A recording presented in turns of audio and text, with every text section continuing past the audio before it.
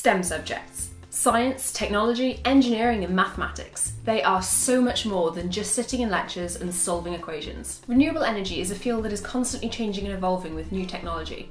Ideas that just seemed like crazy concepts a few decades ago are being realised today. One such project that got me really excited is Solar Impulse, which is a solar-powered plane which is about to complete its circumnavigation of the globe using only solar power. That's a feat that seemed like something out of science fiction until just a few years ago.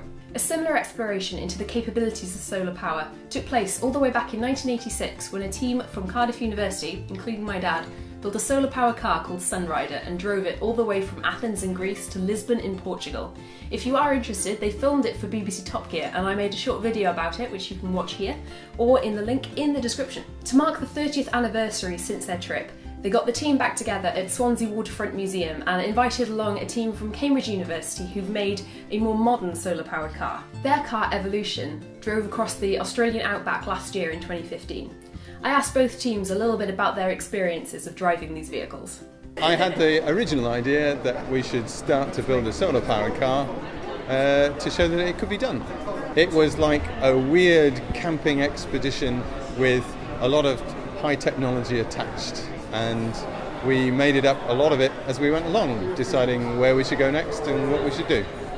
So this is Evolution, built by students at Cambridge University, and she was designed and built to compete in the World Solar Challenge in Australia. So last October we took her out to Australia and completed 2,047 kilometres across the Australian outback just on solar power. About 4 days before the race started, our motor broke. And these motors cost about £15,000 and take about 3 months to make.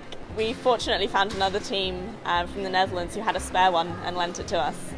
One of the most major problems we had was not actually with the car itself. The car was so well built by the team that it went the whole 2,500 miles or whatever it was, really without too many problems.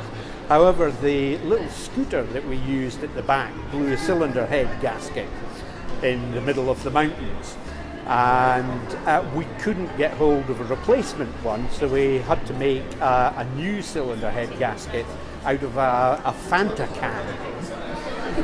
So we manufactured this, put it on that bike, and it went for the rest of the trip without any problems.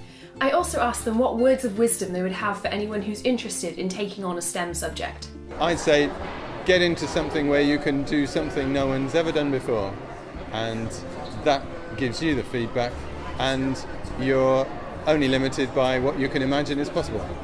At a young age, you're almost in a better position to come up with great ideas because you're not limited by what you've seen and known. As a group of students, the average age on the team is probably 21.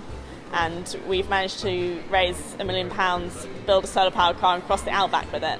STEM subjects can lead to so many places and require just as much creativity and artistic flair as any kind of art subject that you can study. Don't let yourself be intimidated by a subject just because it seems a bit difficult or scary.